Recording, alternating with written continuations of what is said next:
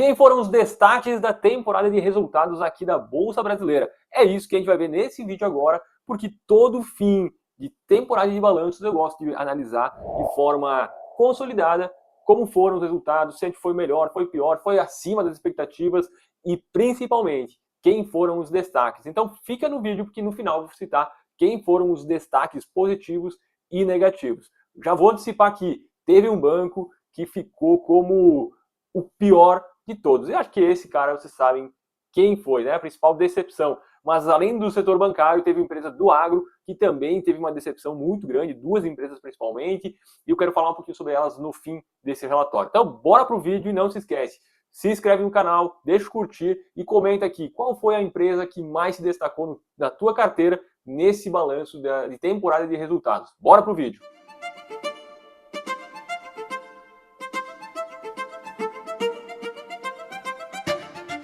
A gente começa primeiro falando que as expectativas que o BTG traça normalmente são muito assertivas e eu normalmente me baseio pelas expectativas. E nessa temporada especificamente, a gente teve uma melhora pequena de forma geral na Bolsa, e eu gosto de sempre analisar tirando Petrobras e Vale, porque elas são muito grandes, então acaba que o resultado delas interfere muito nessa análise. Então eu gosto de fazer sem contabilizar Petro e Vale, essa análise aqui. E aí, quando a gente olha de forma geral na Bolsa, a gente teve uma piora leve na receita total, ou seja, as empresas receberam menos dinheiro. E aqui vale o adendo de que a Selic média em 2024, e aqui a comparação é sempre do ano para ano, em 2024, a Selic média desse segundo trimestre foi 10,4. Pô, a Selic estava numa taxa bem inferior ao que a gente está vivendo agora. Nesse ano aqui, a Selic foi 14 ponto alguma coisa a média, né? Então, acaba que para as empresas, o reflexo de uma economia mais retracionista, né? Acho que é essa a palavra, acaba que já impacta, né? Então a gente tem que levar em consideração isso. As empresas botaram na ponta das vendas totais lá, quando entrou de receita na empresa, um pouco menos, levemente inferior. Depois eu vou mostrar isso numa tabela. Mas quando a gente olha para o EBITDA e para o lucro líquido, as empresas gerais da Bolsa já foram melhores do que o ano anterior e que as expectativas. E quando a gente olha para empresas domésticas, e aqui começa o primeiro insight, as empresas domésticas já foram bem melhores e também melhores do que as expectativas, principalmente quando a gente está falando de lucro líquido.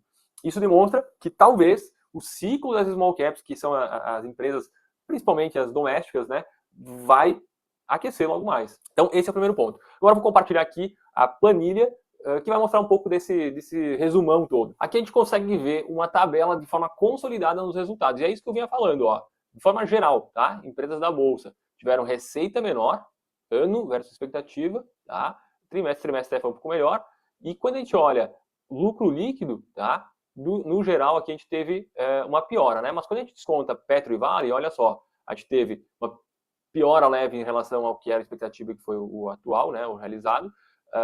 Mas a gente teve uma melhora aí em relação a EBITDA, margem EBITDA e principalmente a lucro líquido final, tá?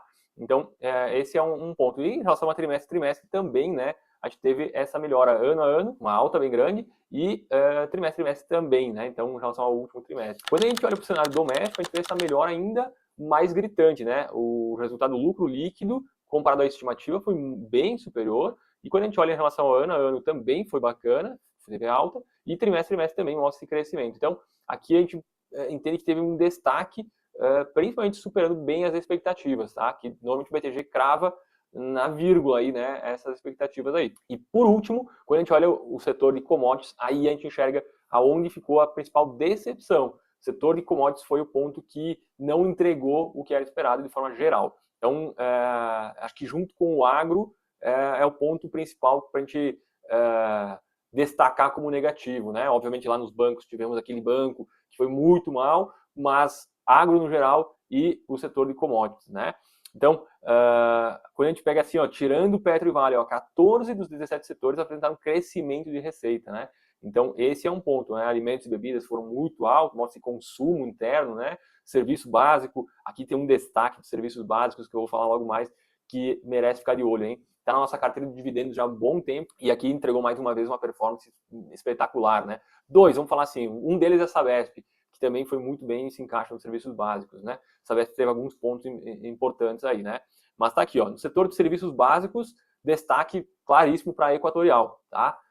Revisão tarifária, reajustes, né, nas concessões, enfim, toda essa melhora foi espetacular.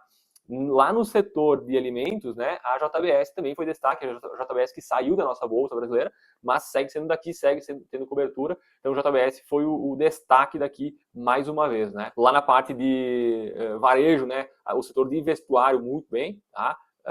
No agro, a gente teve aqui as duas decepções, e aí elas são uma consequência da outra. Raizen, menor produtividade, aí, cara, junta com isso a dívida alta dela, possível chamada de capital dos sócios, cara, coisa complicada para a Raizen, que é uma subsidiária da Cosan, né? Então, a Cosan também sofreu muito, porque além da Raizen ter ido mal, a Rumo também não apresentou bons resultados, o setor do agro sofrendo, a Rumo sofre junto, ela faz a parte logística, né? Então, aqui foi complicado, né? Setor aqui, ó, de serviço básico, infraestrutura e aluguel de carros foi destaque, um destaque que foi a Localiza também, tá? Então, foi muito bem novamente. A gente tem aqui, ó, no setor de serviço básico Eneva, né, porque teve uma consolidação, melhorou performance e tal, ela juntou algumas consolidações que ela acabou fazendo, né. A gente teve Sabesp, como falei, também é um case nosso que a gente gosta bastante, e Eletrobras, que começou a mostrar eficiência, né. Olha só, eficiência o que é? Trading, custos e provisões, né. Então, teve controle de custos, que melhoram aí a questão de provisões, e melhorou as negociações de energia, né? Então, aqui a Eletrobras, junto com o Sabesp e com a Equatorial, né, foram os destaques nesse setor de serviços básicos.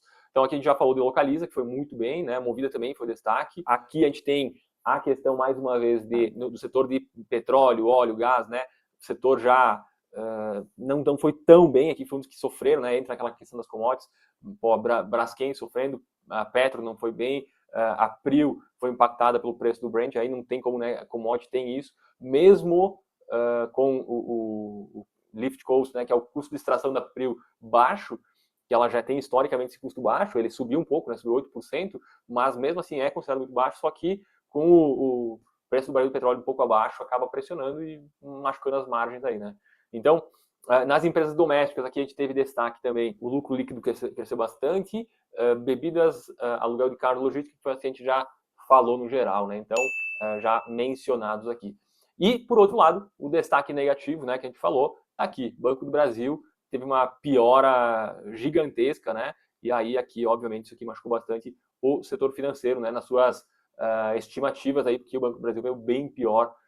Obviamente, já tinha sido ajustadas essas expectativas, mas, de qualquer forma, piorou além do que já estava previsto, né? Então, isso, inclusive, explica toda essa queda do Banco do Brasil aí de 30% no ano, né? Então, porque a gente realmente teve uma piora bem grande. E aí aqui a gente tem um outro consolidado. Esse relatório eu deixo o link de acesso na descrição desse vídeo, quem quiser ter acesso a ele para poder ver de forma aí consolidada, de forma por setor, né? E uma coisa que eu gosto muito de analisar é esse histórico quantitativo, né? Que é quando a gente vê aqui quantas empresas tiveram um resultado considerado forte, quantas empresas tiveram um resultado considerado neutro e quantas tiveram fraco. Então a gente vê que o resultado fraco foi apenas 26%.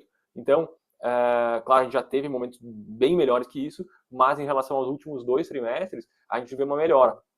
Então, obviamente, as estimativas também foram ajustadas, mas quando a gente olha para os resultados fortes, a gente teve 36%, empresas que surpreenderam positivamente. Então, esse acho que é o grande resumo. 36% delas vieram forte, acima do esperado, 38% vieram praticamente em linha e 26% apenas veio abaixo do esperado. Então, esse foi o grande resumo do nosso calendário de resultados, e aí a gente consegue elencar esses destaques positivos, como Equatorial, Sabesp, Eletrobras, Localiza, setor de vestuário, Renner foi bem. Quando a gente olha para o setor de petróleo e gás, a gente vê uma piora de forma geral, já esperada, né? Então isso não surpreende tanto, porque já era esperado. No setor de bancos, né, BTG arrebentou, foi muito bem. O BTG não pode falar dele mesmo como cobertura, então por isso que não aparece aqui, mas ele foi um destaque positivo espetacular. E quando a gente olha para o destaque negativo dos bancos, o Banco do Brasil, obviamente, foi a decepção. E eu deixo aqui a pergunta para vocês. Qual foi o grande destaque positivo e destaque negativo da carteira de vocês? Não falando de resultado, de variação da carteira, mas sim de resultado esperado, né? Eu gosto de falar, porque muita gente acompanha a Taesa. Então, como é que foi lá a tua empresa? Está acompanhando o resultado da Taesa e das demais empresas? É importante essa análise geral, porque uma empresa que apresenta resultado fraco 2, 3 trimestres seguidos, tem que prestar atenção que daqui a pouco alguma coisa estoura, a dívida estoura muito, ou o lucro que cai, ou o dividendo que é suspenso. É só a gente olhar e ver o que aconteceu, por exemplo, com o Banco do Brasil e o Bradesco há pouco tempo atrás e outras instituições. No mais, era isso. Até a próxima e um grande abraço.